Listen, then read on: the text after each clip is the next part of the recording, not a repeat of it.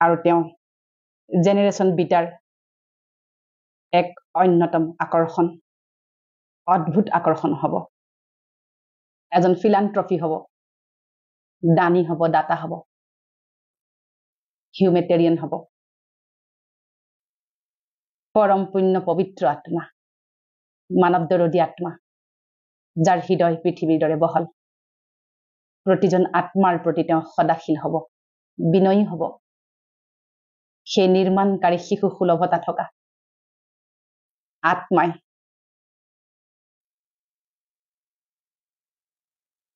বিশ্বত এইবাৰ কেৱল আমাৰ ভাৰতবৰ্ষতে নহয় বিশ্বত তেওঁ এবাৰ জিলিকি উঠিব আৰু সেই আত্মাৰ জন্ম হ'ব 9 মাহৰ পিছতে যেতিয়া পুণ্য আত্মাৰ মৃত্যু বা জন্ম হয় পুষ্পবৃষ্টি হয় শিলাবৃষ্টিও হয় তেখেতৰ যিদিনাখন জন্ম হ'ব পুষ্পবৃষ্টি হ'ব সামান্য হলেও পুষ্পবৃষ্টি হ'বই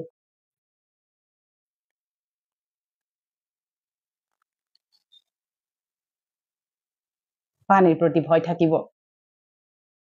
যেতিয়া জন্ম হ'ব পানী ভয় বুলি ডাঙৰ ৰিষ্ট তেখেতৰ কুণ্ডলিত লিখা থাকিব সাগৰ মহাসাগৰ ভাল পাব কিন্তু নামিবলৈ ভয় কৰিব তেওঁ বেছি এয়াৰ ট্ৰেভেল কৰিব সামুদ্ৰিক ট্ৰেভেল কম কৰিব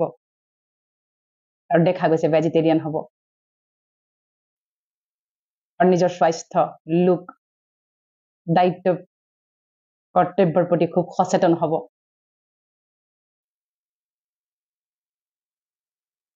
আৰু মানুহে হেৰাই যোৱা এটা চৰিত্ৰ মাইকেল জেকচন প্ৰায় তেনেকুৱা ধৰণৰে তেখেতক আদৰি ল'ব আৰু বহুতে ক'ব তেওঁ মাইকেল জেকচনৰে যেন দ্বিতীয় ৰূপ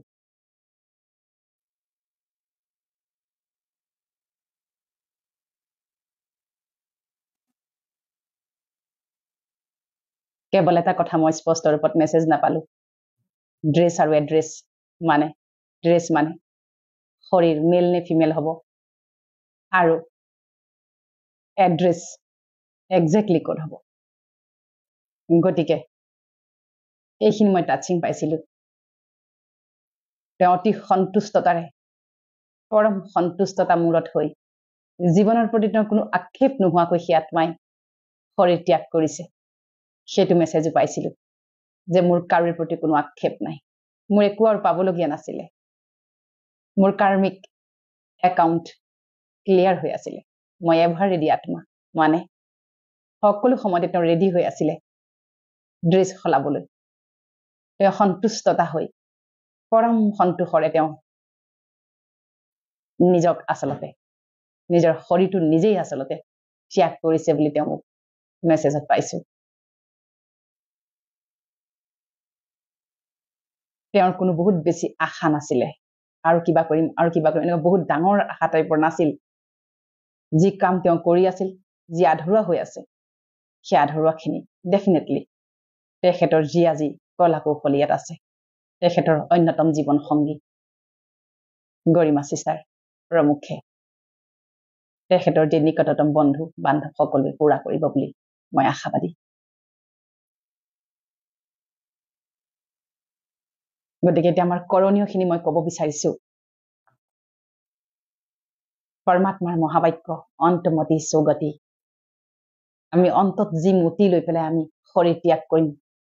সেই মতিত গৈ আমি আকৌ নতুনকে গতি পাম ৰাইট মুভমেণ্ট পাম শৰীৰ পাম যিদৰে প্ৰয়াত পৰম পবিত্ৰ আত্মা মৰমৰ জুবিন গাৰ্গ ভাইয়ে অতি সন্তুষ্টতাৰে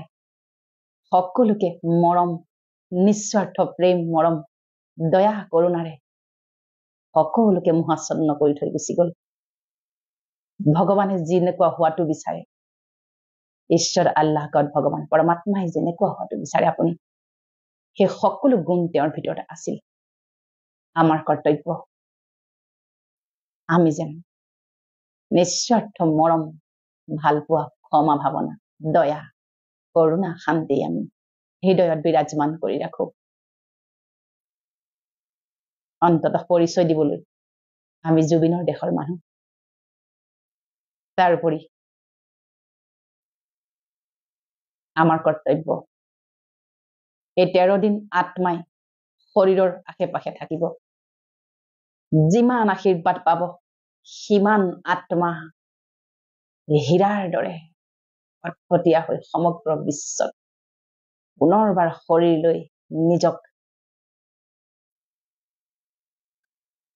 প্ৰতিষ্ঠিত কৰাত সাহস আৰু শক্তি হ'ব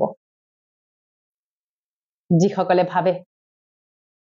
প্ৰয়াত জুবিন ভাইৰ এইকেইটা ভাল গুণ নাছিল বৰ নিজক লৈ অকমান যিটো কেয়াৰলেছনেছ বা অসচেতনতা বুলি কম খাদ্যৰ প্ৰতি বৰ হাবিয়াস নাছিল টাইমলি খোৱা বোৱা কৰা নাছিল বা এনেকুৱা ধৰণৰ আমাৰ মৰমৰ যিবিলাক আমাৰ এতিয়া অভিমান জাগিছে তেওঁৰ ওপৰত কিয় আপুনি নিজৰ শৰীৰটোক ভালকে নাৰাখিলে কিয় আপুনি নিজক ইমান ধ্যান নিদিয়ে তেনেকুৱা ধৰণৰ যি আমাৰ মৰমৰ অভিমান আছে আমাৰ আশীৰ্বাদৰে এইবাৰ যি শৰীৰ লৈ আহিব এটাও ৰোগ নোহোৱাকৈ এটাও বিকৰ্ম নোহোৱাকৈ তেওঁ জন্ম লাভ কৰিব গতিকে কোটি কোটি জনতাক মই এই মাধ্যমেৰে ক'ব বিচাৰিছো এটাই প্ৰাৰ্থনাৰ ব্লেছিংছ কৰক হে পৰম পবিত্ৰ আত্মা হে প্ৰেম স্বৰূপ আনন্দ স্বৰূপ সুখ স্বৰূপ দিব্য স্বৰূপ হে মানৱ দৰদী হে গীতৰ সম্ৰাট হে সৃষ্টি ৰজা প্ৰকৃতি ৰজা এইবাৰ তুমি যি কায়া লৈ আহিবা সম্পূৰ্ণ নিৰোগী নিৰ্বিকাৰী সৰ্বগুণ সম্পন্ন আৰু এক দীঘল আয়ুস ৰেখালৈ তুমি নতুন শৰীৰত অৱতীৰ্ণ হবা সকলোৱে যদি আমি এই ব্লেছিংছ ৰাখো সেই আত্মা তেনেকৈ প্ৰকট হ'ব এইখিনি তেওঁৰ ব্লেছিংছ লোৱাৰ সময় আত্মা অজৰ অমৰ অবিনাশী আত্মাই কেৱল এই ড্ৰেছটো চেঞ্জ কৰে ড্ৰেছ মানে শৰীৰ আৰু এড্ৰেছ চেঞ্জ কৰে মানে নিজৰ ঠিকনা চেঞ্জ কৰে তেওঁ পুণ্য আত্মা পবিত্ৰ আত্মা পুণ্য আৰু পবিত্ৰ আত্মা সদায় পাব্লিকৰ বাবে জন্ম হয় জনসাধাৰণৰ বাবে জন্ম হয়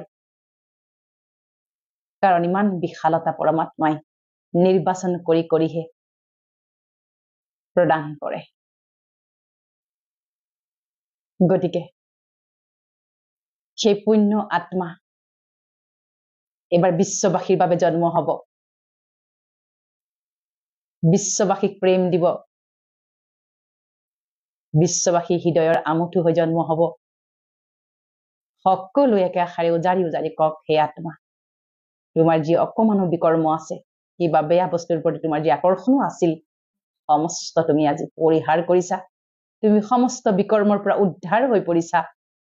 আমাৰ আশীৰ্বাদ শুভকামনা শুভাৱনা তোমাৰ চাৰিওদিশে সুৰক্ষা চক্ৰ হৈ আছে তোমাৰ সমস্ত বিকৰ্ম নষ্ট হৈছে আৰু তুমি নিৰোগী সুস্বাস্থ্যৱান দীৰ্ঘায়ু আত্মা হৈ এই পৃথিৱীলৈ অৱতৰণ কৰিছা